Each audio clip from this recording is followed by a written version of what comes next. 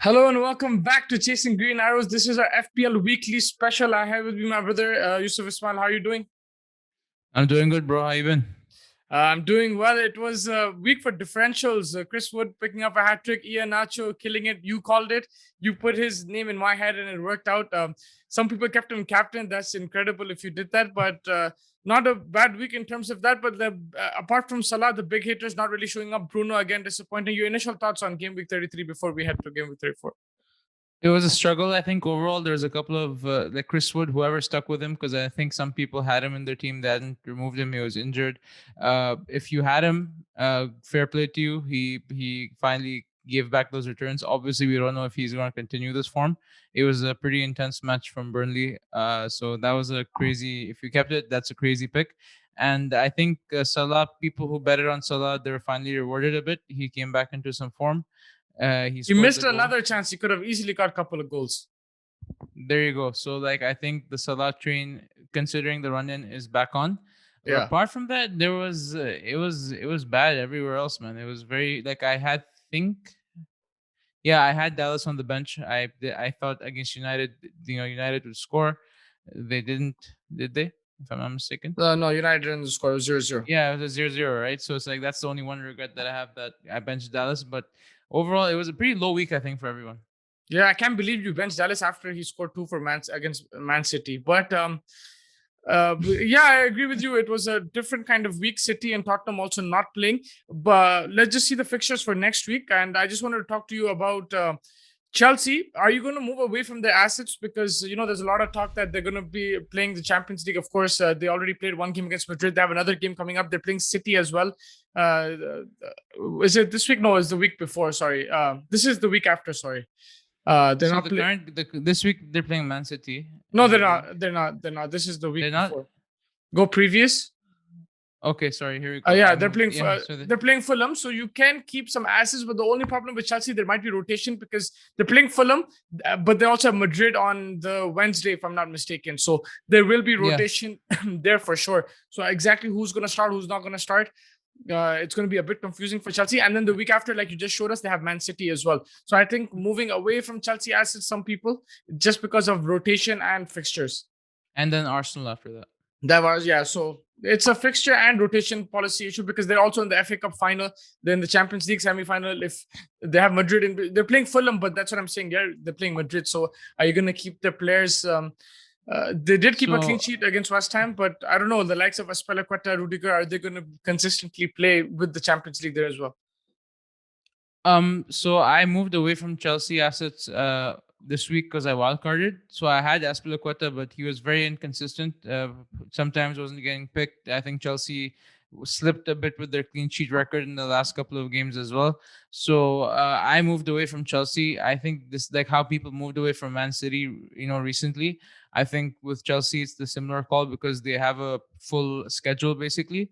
So I was even thinking about bringing in Mendy as my goalie, but I'm not gonna bring him in. I think it's too much of a risk. I have Martinez. There's no other clear-cut goalie you could bring in. Maybe the Leeds defender, the Leeds goalie, because Leeds' defense has improved a lot recently. If you notice that in their games, they're not just loose at the back and crazy attack. They're actually being very tight at the back as well. So I don't know. I think to answer your question simply, I would start transitioning away from Chelsea for now because it's Yeah, too much of a rotation risk. yeah, there's rumors because fans are coming might come back for the last game of the season, so there's going to be a fixture shuffle. There's rumors there might be a double game week. I think in game week 35 or Yeah, 36, and there's going to be 35, a 35. then Yeah. there'll be a blank game week the week after. So I suppose like they're saying that Leicester will play a double game week, then they'll have a blank as well. So suppose that happens. If you have Vardy and Nacho, I would say keep them for another week, and then you can bench Nacho and you can swap Vardy for a striker like a Calvert Lewin or something if you want to prepare for that. We don't know exactly what the fixtures will be and when I they will think be, it's all but keep an eye. theory. It's all theory. It's all theory right now. There's a lot of conjecture online because this is not even to do with the Premier League. This is like the British government's kind of mandate that they're going to work with the Premier League to try to bring back fans for moral support, and then the vaccinations have been happening. So Yeah. this is nothing official. This is people on Twitter speculating. So it's a possibility, but yeah, to get if you're going to plan for it potentially, then I agree with your strategy. Yeah, just keep it in mind. I guess if it does get announced, then you will have to plan for it, because especially the last couple of game weeks, if you have like a blank kind of game week, you have to be a bit aware of that situation. If you have a free Yeah. hit, that's amazing. If not, then thing. And if you have saved your triple captaincy like I have, it might be a good thing, because there might just be one more double game week and you can use it in this one. This will probably be the last one when it does come. But there's just speaking about Iheanacho. He's outshining Vardy. He's outshining Madison. He's the man to go right now. Is it too late to be on the Iheanacho train, or if you don't have him, would you still buy him? I think that for Iheanacho, there's still a chance that he will return for you the next couple of game weeks. So, like, considering that the only other striker who's been consistent is Harry Kane, if you can't afford Kane, I think it's Kane and Iheanacho. If you can afford him, sorry, it's Kane and Iheanacho. If not, Vardy and Iheanacho. I think Iheanacho plays in every combination. It's not too late. I think his underlying stats are also excellent. You know, his the way he gets into the box, and the way he's converting his chances. I think it's never too late. Lingard now obviously is a bit too late, because there's also rumors apparently that he's going to be injured. People are talking on Twitter. I don't know if it's true or not. So it's like Lingard train is over. The new train is Iheanacho, and there's still chance. Yeah, and if you look at the fixtures, they have Southampton this week, which is a very juicy fixture. I think they beat them 9-0 last year, was it? And then they have tough fixtures after that. So it's a tough run in for Leicester. I think, Yeah, then but Newcastle, and then they have United, United, Chelsea, Chelsea, and who are they playing last? Spurs. So United, Chelsea, Spurs. So what I two would more do is, game weeks at yeah, best. I would definitely keep them for these two game weeks, because Newcastle and Southampton are juicy fixtures for them. I would definitely keep Iheanacho, bring in Vardy as well if possible, or a Madison. And I think you can try to get as many points as possible, juice out the points, and then after that, uh, um, just then you can see, maybe you don't need to keep all of them, but you can still keep Iheanacho. I think he can still score against United, potentially against Chelsea and Spurs. So you can keep one of them. At 6, he's not. It's not bad to leave him on the bench Yeah, for why 6 million. you can leave him on the bench. You can still play him, because I think despite the Yeah. fixtures, it's not like they're playing City or like someone who they're impossible to score. They can score against these teams. Yes, Chelsea have had a good defense as well, but I think they can potentially score. So I would keep Iheanacho for the price he's at till the end of the season. But yeah, someone like a Vardy, I might transfer him out after the Newcastle game. I'll try him another 2 game weeks, see his form, and then depending on that. Because Definitely. Yeah. price wise, I can go to Calvert Lewin, I can go other places as well if needed, potentially a Kane as well. So Yeah. yeah, I think that works it out. And for Spurs, Spurs and City didn't play City. I'm very confused. I think I'm going to stay away from that because of the rotation policy. Again, they have PSG coming back to Etihad next week, so I'm a bit confused who to choose, who not to choose for them. I might stay away from them. Spurs, on the other hand, they have a really good fixture against Sheffield. Kane for captain for you. He's not on my team because I transferred him out during. He my also wild got card injured, because right? Like he's not, but now he's back fit after the Carling Cup, so he probably start. He'll probably start. So I'm gonna try to bring him back somehow. They have Sheffield, then they have Leeds, if I'm not mistaken. Yep, they have Leeds, and then after that they have Wolves, which is going to be a bit more difficult. Villa, whose defense is really not that great right now. And the final day they're playing Leicester, should be tough. So again, I think Spurs have a really good fixture list in the run-in as well. Another team you should look at, maybe even bring in Son again if you don't have him. Bale is too Good inconsistent for fixtures. me. Yeah, I don't think. I think Spurs defense, don't bank on it. I don't think it's a good idea this entire season to bank on the Spurs defender. But Son and Kane, dynamic duo, the new who is it? Aubameyang and Royce, whatever his name is. Sorry, Royce. Yeah, I think yeah, I agree with that. Spurs with the fixtures and the players, I think definitely this week Son and Kane are captaincy options as well. I would really look at them. But I think from the bigger teams, United, City to a certain extent, even Chelsea we talked about already. I would maybe stay away. Bruno again, maybe keep him for a couple of games, because also there's a double game week. So if that does come, the double If game that week, and happens, yeah. if it does happen, then Bruno is a very good captaincy choice. So just stay with him for a bit right now. I know it's a bit frustrating, but he's done really well for you this whole season. So stick with him. It's again, they're playing Liverpool, so I wouldn't captain him. It's going to be a tougher fixture, but if he gets a penalty, he'll get you some points, right? So I'll keep him now, just because of that double game week kind of rumor. And also if he can just suddenly get back into form, he can probably finish with on a high. So I'm just looking at that for Bruno. But yeah, Arsenal, I'm going to stay away because I think the full focus on the Europa League. I don't think they're going to focus on the Premier League. You can take a punt if you want, but I don't think it's worth the risk right now. City, Chelsea, Arsenal, these teams, and even to an extent United, but United don't seem to rotate as much. But yeah, these teams I would not pick players from them because Yeah. they're focused in Europe. I would For rather sure. look like some Everton, Calvert-Lewin, Sigurdsson. I think James to a certain extent, but Sigurdsson's looked in good form. He did score a couple of goals, but even after that, he was very close in their last game as well. He hit the post, so Sigurdsson, someone I would look at. James Ward-Prowse, Southampton are back.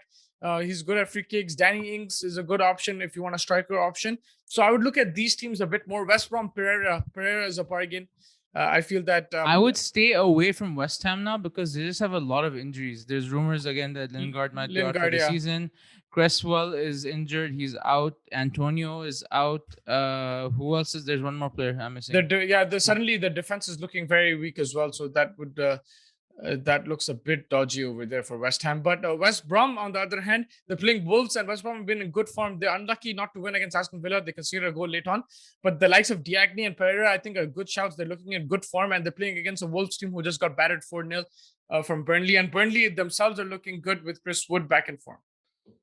Yeah, and for West Brom, I would say Pereira again is one of those players. He's only 5.4 or 5.5. You can have him as your fifth midfielder and not even play him. Yeah. You should play him, but you can afford not to play him if down the line you feel that West Brom aren't doing as well. At 5.5, you can afford to bench him as well as a backup. So he's a good option. He's versatile. He'll get you points on the cheap, and if need be, you can bench him without feeling too bad. Yeah, I agree with that. For me, I don't think I played my. I think I played my wild card. But if you haven't played your wild card and you're thinking this is the time to play, we're coming towards the end of the season, and if you have any chips available, if you only have one chip available, wait for the potential double game week. If you have 2-3 chips, then start using them now. I feel because you don't want to waste it at the end. But for you, captaincy this week. If I can manage to get Kane in, it's Kane because Salah and Bruno playing each other, and unless there's a blowout from one side and there's like a one-sided match, I will say Harry Kane. He's the safe bet. You'd say Harry Kane is a safe bet. Yeah, I think I play it safe usually, so Harry Kane for me.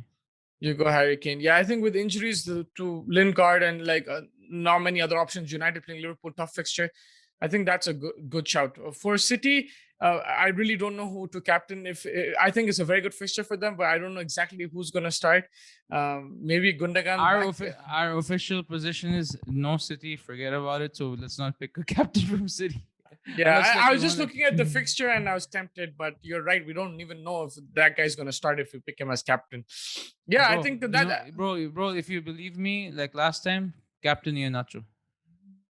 Iheanacho. Yeah, I think to be honest, right now Kane is a good shout if you're just looking at Sheffield's fixture, but Iheanacho for me is the best differential pick, and then followed by Calvert-Lewin. They're playing Aston Villa. I think there's some goals there. Villa have been leaking some goals in the recent past, so I think that's also a good shout if you want to be a bit differential. Iheanacho, I think other people will captain him, and he's a good shout though. He is a good shout if you want to captain Iheanacho. But yeah, I think that wraps it up. Any last thoughts? Anyone you're trying to look at? Leeds haven't. They're playing a bit completely opposite to how they started the season. They've been keeping clean sheets and not scoring too many goals. But I think Dallas, Rafinha, and Bamford have done so well this season. I would back them till the end. But any last thoughts? Yeah, just on Leeds, I would say Rafinha, I think, is still injured. He might play. I'm not sure. It's a 50. I think it's 50-50 chance. I'm not completely sure. Dallas is the hot pick right now for Leeds, considering their clean sheets. I would go heavy on. I would say Liverpool. Jota is someone you should look at. Oh, yeah. Everton, Brighton also are doing pretty well. Surprising, they're still holding on to their defensive prowess. Except for last week, but they're doing well. Yeah, I think if you don't rush to get rid of your Brighton defenders. I think considering their price, they're good to have. I think it's going to be a very interesting finish to the season. Yeah, it's going to be. Anything's possible. Yeah, anything is possible. It's going to be interesting. Let's see how it goes this week. Just last few game weeks left, so just make sure you make your teams meet that deadline. It's just a few Friday. more.